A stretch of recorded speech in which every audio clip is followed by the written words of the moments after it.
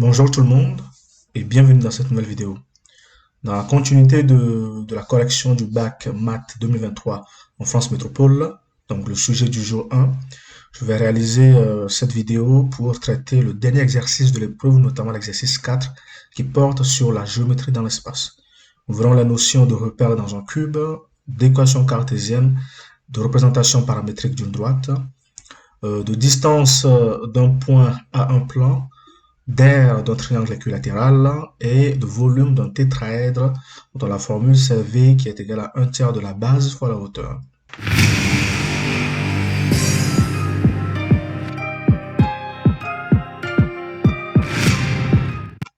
Voici l'exercice, je vais le lire et nous allons le traiter au fur et à mesure que l'on avance. On considère le cube ABCDEFGH d'arête 1. On appelle I le point d'intersection du plan GBD avec la droite EC. L'espace est rapporté au repère orthonormé A. Donc le repère de l'exercice, c'est le repère d'origine A, de premier axe AB, de second axe AD et de dernier axe AE.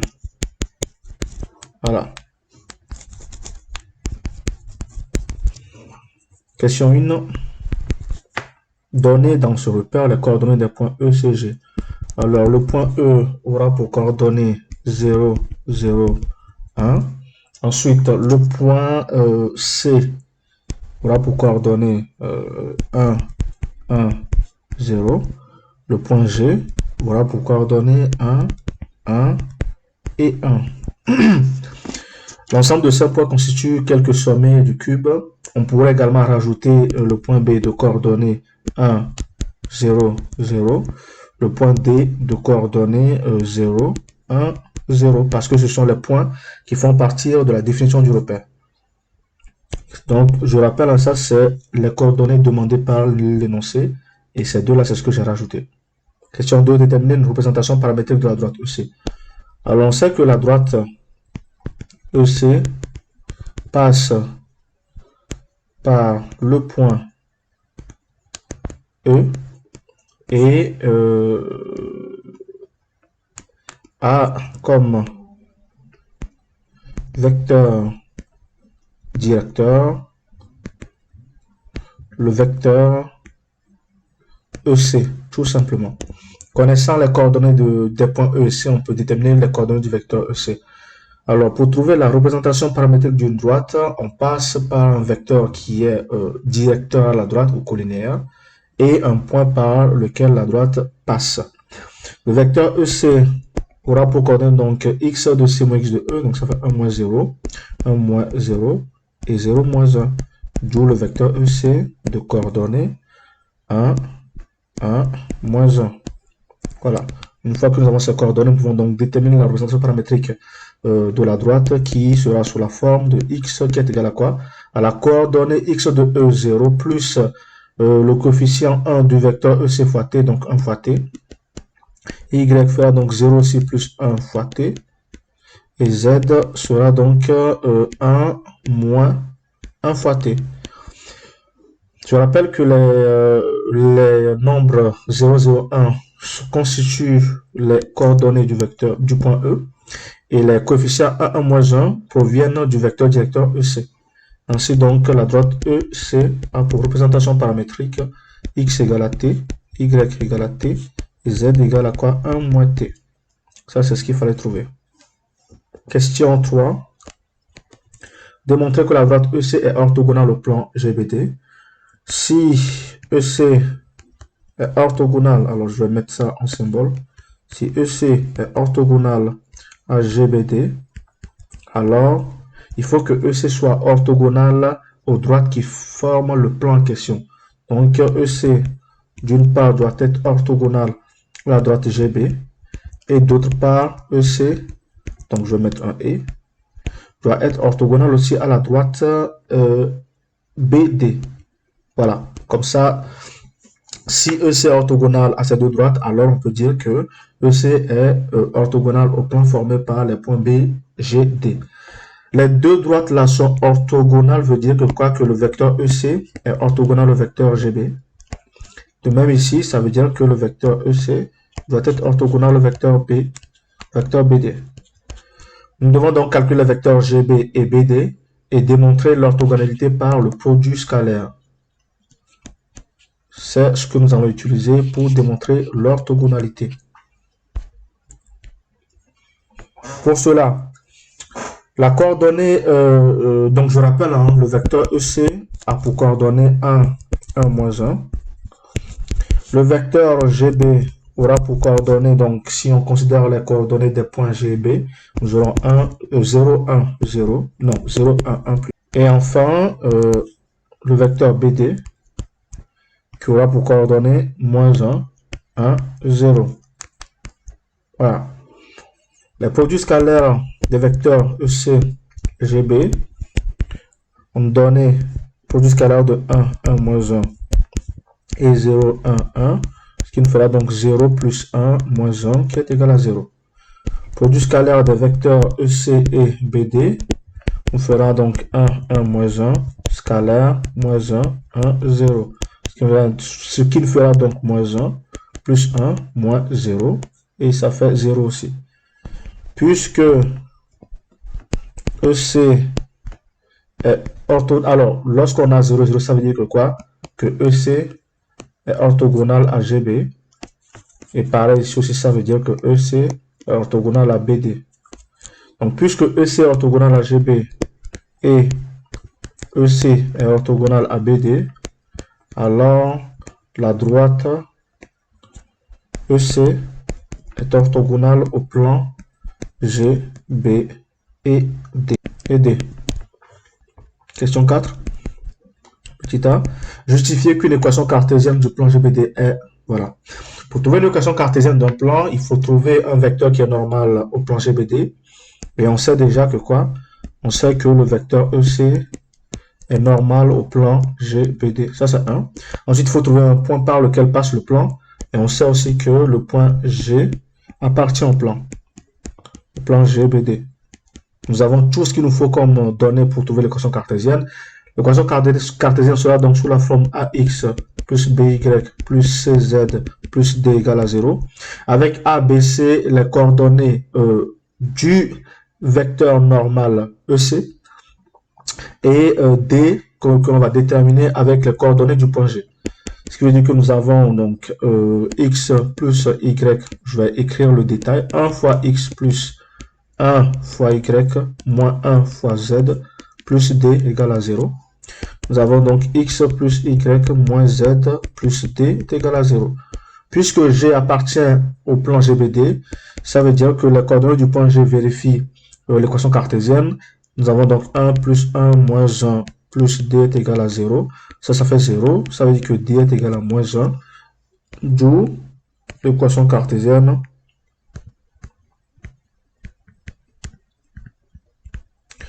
au point X plus Y moins Z, moins 1, parce que D égale à moins 1, égale à 0. Ça, c'est ce qu'il fallait trouver. 4b. Montrer que le point I a pour coordonnées 2 tiers, 2 tiers et 1 tiers. Le point I, je rappelle, c'est l'intersection de la droite EC et du plan GBD. Ça veut dire que quoi? Le point I appartient d'une part à la droite EC, mais le point I appartient aussi au plan GBD. Si I appartient au plan EC, à la droite EC, pardon, alors les coordonnées du point I vérifient la représentation paramétrique. Nous aurons donc 2 tiers qui sont égal à T, 2 tiers qui sont égal à T et 1 tiers qui sont égal à 1 moins T. De ces deux premiers, nous avons T qui est égal à 2 tiers. En l'insérant ici, ça veut dire que 1 tiers est égal à 1 moins 2 tiers. Ce qui implique quoi? Que 1 tiers est égal à 1 tiers, ce qui est correct. Donc, I appartient vraiment à EC. Si I appartient à GBD, alors les coordonnées du point I vérifient l'équation cartésienne du plan. Ça veut dire que nous aurons 2 tiers plus 2 tiers moins 1 tiers moins 1, qui sera donc égal à 4 tiers moins 4 tiers, sera égal à 0, ce qui est correct. Donc, I a pour coordonnées 2 tiers, 2 tiers et 1 tiers. C'est correct. Question C. En déduire la distance du point E au plan GBD. Donc, en déduire que la distance du point E au plan GBD est égale à 2 racine de 3 sur 3. La distance du point E au plan GBD, c'est la distance EI. Donc, la distance que l'on doit déterminer, c'est la distance EI. Pour cela, il faut calculer le vecteur EI. Voilà. Qui aura donc pour coordonnées les coordonnées du point I moins les coordonnées du point E. Et nous obtiendrons 2 tiers et moins 2 tiers. À partir du coordonnée du point I, on peut avoir la distance EI qui sera donc la racine carrée de 4 tiers plus 4 tiers plus 4 tiers. Ça fait donc la racine carrée de 3 fois 4 tiers. Ah oui, autant pour moi, c'est 4 neuvièmes. 4 neuvièmes, parce que 3 au carré, ça fait 9.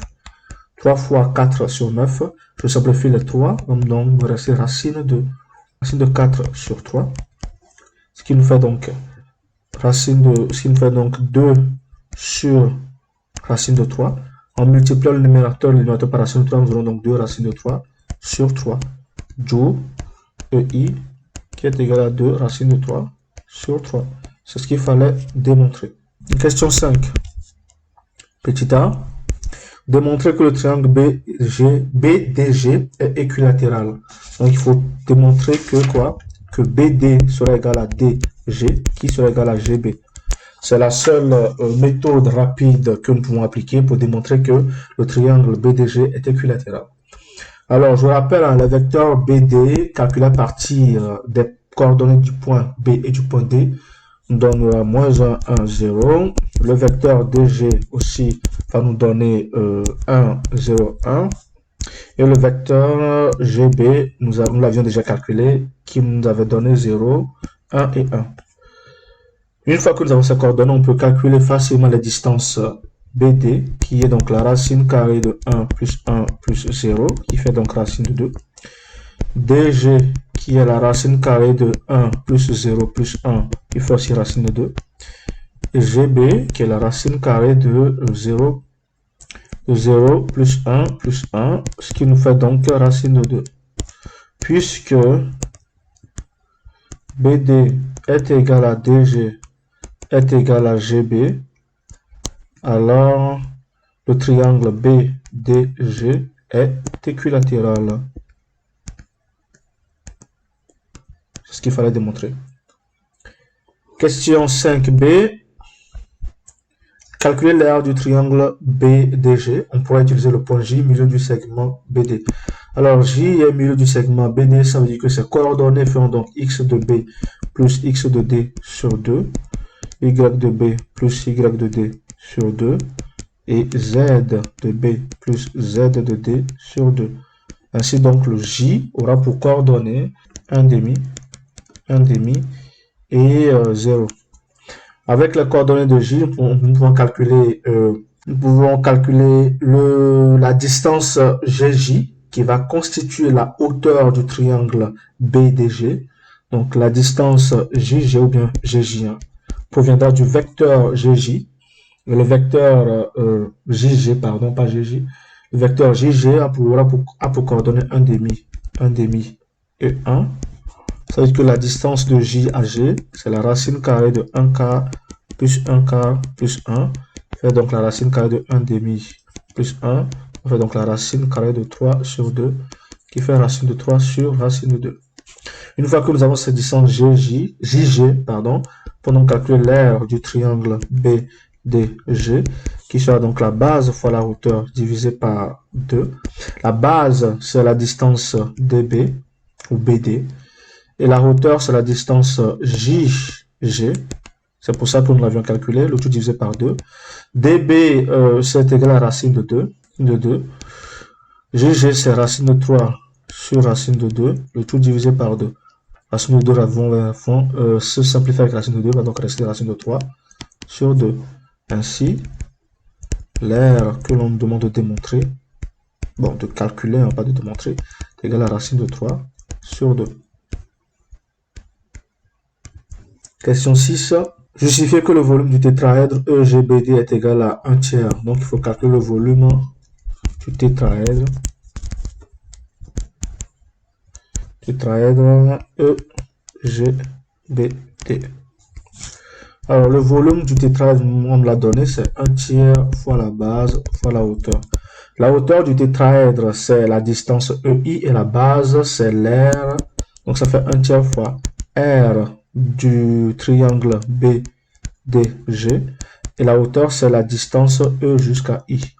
Nous avons déjà l'ensemble de ces valeurs, donc ça fait 1/3 fois l'air de la base, ça fait quoi? Nous avons trouvé racine de 3 sur 2.